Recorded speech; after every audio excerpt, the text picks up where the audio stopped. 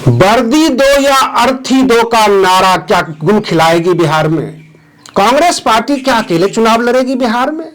बिहार के युवा सड़कों पर आ चुके हैं, नारा दे दिया है कि वर्दी दो या अर्थी दो।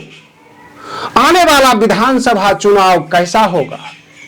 मैं आरडी भारती और आप देख रहे हैं बिहारी सुल्तान। बिहार में नजारा बदल गया है। बिहार विधानसभा चुनाव भले ही 8 महीने बाद हो, लेकिन चुनावी रंग में कांग्रेस आ चुकी है। कोई कुछ कहने को तैयार नहीं, लेकिन तैयारी सब चल रही है। मैंने आपको कम से कम 15-20 दिन पहले एक वीडियो दे दिया था कि बिहार प्रदेश अध्यक्ष राजेश राम बनेंगे, जो कुटुंबा के विधायक हैं।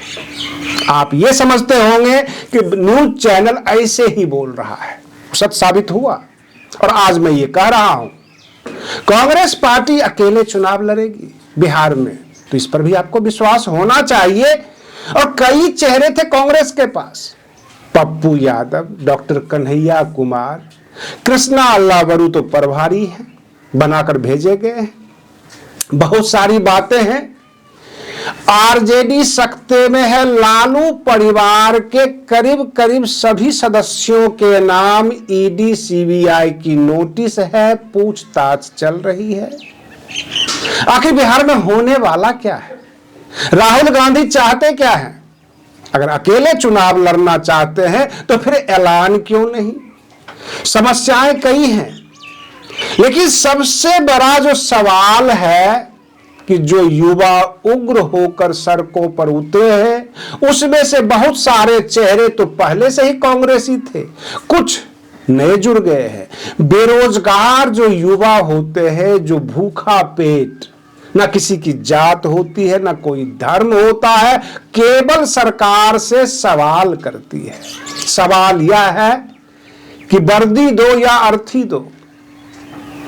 ऐसे युवाओं के सवाल को क्या सरकार नकार देगी? हम लोग रोज न्यूज बनाते हैं, हर न्यूज का विश्लेषण करते हैं, जातिगत समीकरण देखते हैं।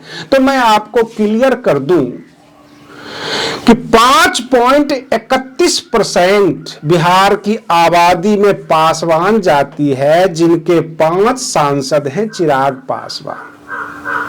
तो राजेश राम जो कांग्रेस के प्रदेश अध्यक्ष बने हैं, वह भी चमार जाति से है और 5.25% आबादी चमारों की भी है।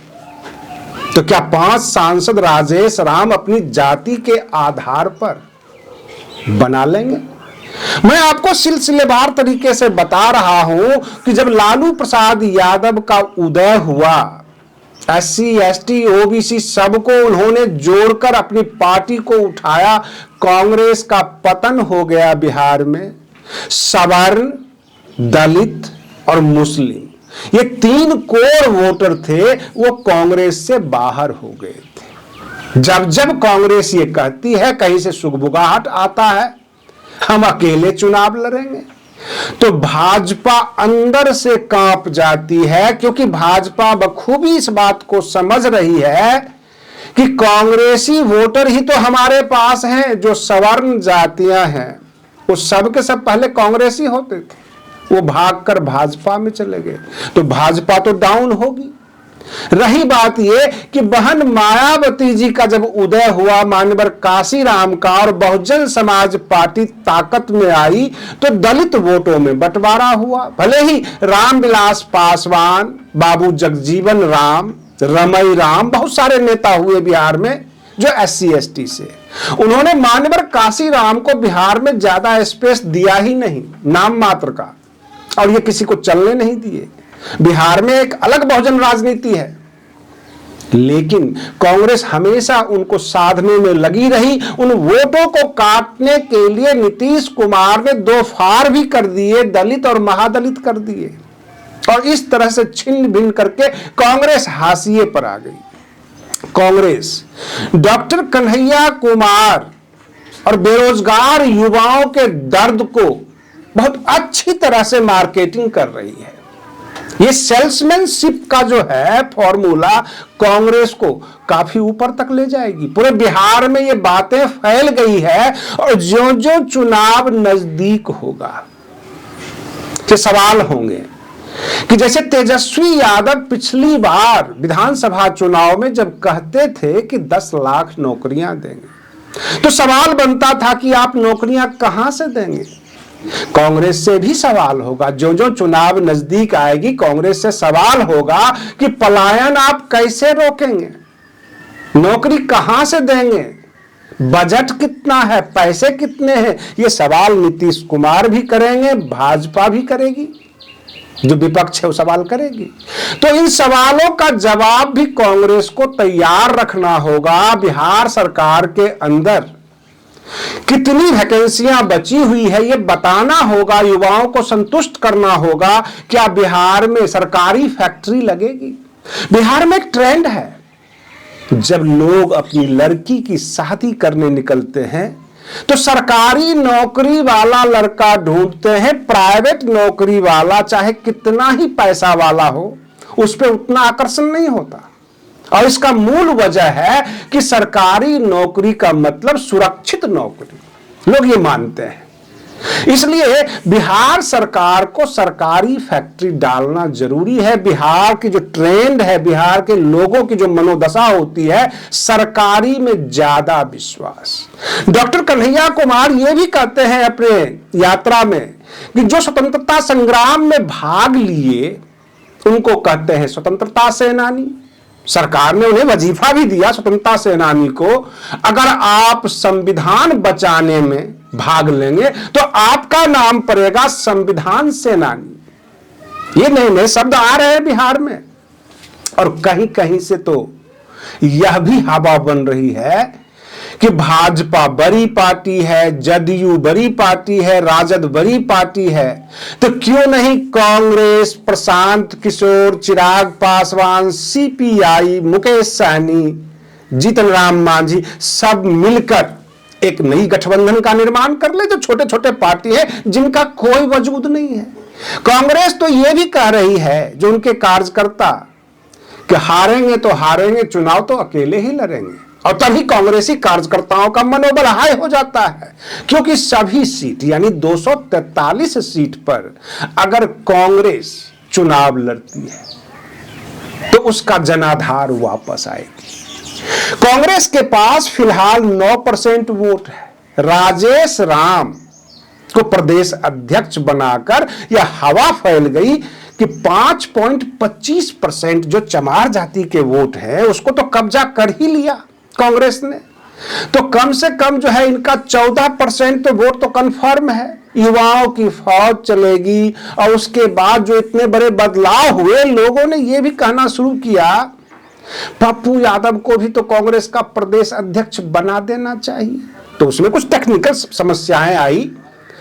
पप्पू यादव निर्दलीय सांसद हैं और कानून ये कहता है कि 6 माह के अंदर अंदर उनको कांग्रेस पार्टी की सदस्यता ले लेनी चाहिए थी। अब वो ले नहीं पाए, तो 5 साल तक वो निर्दलीय सांसद रहेंगे। तो कांग्रेस के अहम पद पर कैसे बैठ सकते हैं एक निर्दलीय सांसद? या तो कांग्रेस पार्टी का सदस्य हो तब जाके वो बैठेगा, और प्रदेश अध्यक्ष बनने के लिए सदस्यता जरूरी है। राजेश राम के पिता दिलकेश्वर राम स्वास्थ्य मंत्री होते थे कांग्रेस की सरकार में।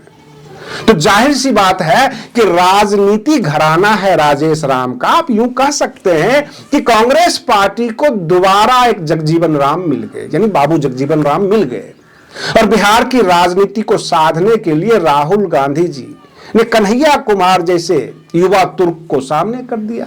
डॉक्टर कन्हैया कुमार का जिस तरह से लोग स्वागत करते हैं, वेलकम करते हैं, चाहे आप चंपारण देख लीजिए, बेतिया में देख लीजिए सभा, अथवा सीतामढ़ी में नेपाल बॉर्डर पे, हर जगह लोग पलके बिछाए सुबह से खड़े रहते हैं हजारों की तादाद में। इसका मतलब है पूरे बिहार का जब डॉक्टर कन्हैया कुमार मंथन करेंगे तो कांग्रेस की परिस्थितियां बदली हुई होगी। आपके मन में यह सवाल उठेगा कि पिछले विधानसभा में 70 टिकट कांग्रेस को दिया गया था, जिसमें वो 19 जीत पाए। तो मैं इसको भी क्लियर कर दूं, और कांग्रेस पार्टी ने इसका जवाब भी दे दिया है। कांग्रेस पार्टी ये कहती है कि लालू प्रसाद यादव के फटे नोट हम नहीं चलाने वाले हैं। फटे नोट वो खुद चलाएं, कहने का तात्पर्य है कि उन 70 सीटों में अगर वो 40 सीट पर आरजेडी खुद चुनाव लड़ती तो भी हार जाती। यानी जितनी भी मरी हुई सीट थी वो सब के सब कांग्रेस को पकड़ा दिया। कांग्रेस सीट भी ज्यादा चाहती है, जिंदा सीट चाहती है जहां पर कांग्रेस चुनाव जीत सके, जहां पर सेकुलर वोट की तादाद ज्यादा हो। कहने का मतलब यह, जहां जहां भाजपा और जदयू मजबूत थी वहां वहां लालू प्रसाद यादव ने तमाम सीटों को कांग्रेस को पकड़ाकर और संख्या बल बता दिया कि हमने आपको 70 सीटें दी और आपका परफॉर्मेंस अच्छा नहीं है। तो यह चालाकी इस बार नहीं चलने वाली है। कांग्रेस पूरी तैयारी में है। जो जीतने वाली सीट हो कांग्रेस ताकत भी झोंकेगी, जीतने वाली सीट भी लेगी और गठबंधन में अपना जगह भी मजबूत करेगी। जब यह ऐलान होता है कि कांग्रेस अकेले चुनाव लड़ेगी तो भाजपा के पसीने छूटते हैं, और जब ये लगता है कि नहीं गठबंधन में चुनाव होगा तो थोड़ा बहुत भाजपा जदयू स्थिर हो जाती है। सवाल ये नहीं है कि कांग्रेस चुनाव जीते या हारे, सवाल ये है कि सबको पानी पिलाने वाली है इस बार कांग्रेस। और इंतजार कीजिए बिहार विधानसभा चुनाव का, हम आते रहेंगे बिल्कुल करेंट न्यूज के साथ, फैक्ट न्यूज के साथ, जो बिहार की धरती पर क्या क्या हो रहा है, बहुजन समाज किधर जा रहा है, सर्व समाज किधर जा रहा है। हम फिर मिलते हैं अगले वीडियो में, तब तक के लिए धन्यवाद।